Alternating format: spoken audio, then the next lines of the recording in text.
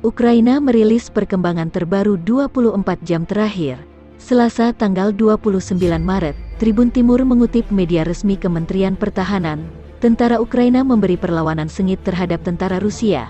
Dalam sehari, Ukraina menembak jatuh 4 jet tempur lawan, 2 helikopter, 11 kendaraan lapis baja dan 28 kendaraan militer Rusia dihancurkan.